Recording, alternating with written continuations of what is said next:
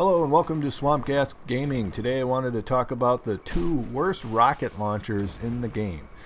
The first one is the SA-18IGLA, or IGLA if you prefer. That's an anti-aircraft weapon.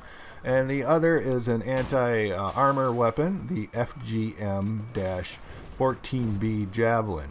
Both of these rocket launchers require you to lock onto a target and then maintain that lock throughout the entire flight of the rocket until it hits that enemy tank, jet, helicopter, or whatever. While that rocket is in flight, you leave yourself very vulnerable to enemy fire from all directions because you must be out in the open and maintain a line of sight through the entire flight of the rocket. Now, if you're working closely with a recon that's carrying a PLD or portable laser designator, which is a kind of binocular, so to speak, they can maintain the lock and you don't even need to see the target to actually fire your rocket. A recon can also set up a SOFLAM, or Special Operation Forces Laser Marker. That does the same thing automatically. It's a device that sits up on a tripod and you can set it up where you expect to see armor or aircraft. It's fairly rare to have a partner helping out the lowly engineer by laser marking targets, so it's usually up to the user to maintain the lock. And again, that leaves the user very vulnerable to enemy fire from all directions. Now let's take a little look at each of these rockets. The SA-18 IGLA is designed for taking out aircraft, and it has some advantages over the Stinger missile. However, I never use the damn things because it usually ends up getting me killed. Actually, I rarely use the Stinger because I have a rather poor success rate with it. I only bring it out when there are two or more really good helicopter pilots on the other team that are constantly causing trouble. With really good pilots, it's very hard to bring them down because they get locked on.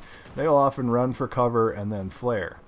However, if a pilot is dodging your locks, they aren't tearing up your infantry with machine gun and rocket fire. It's much easier to bring aircraft down with rocket launchers if you have a friend doing the same thing.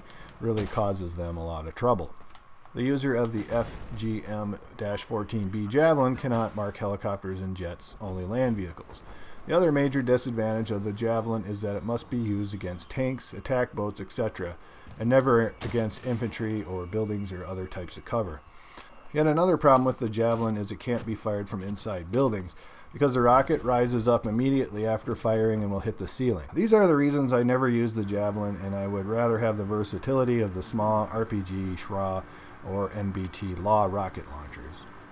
I forgot to mention another disadvantage of both of these weapons over the other rockets, and that other disadvantage is it takes you longer to reload your weapon, and that's because you have to wait for your rocket to hit your target because you got to maintain that lock.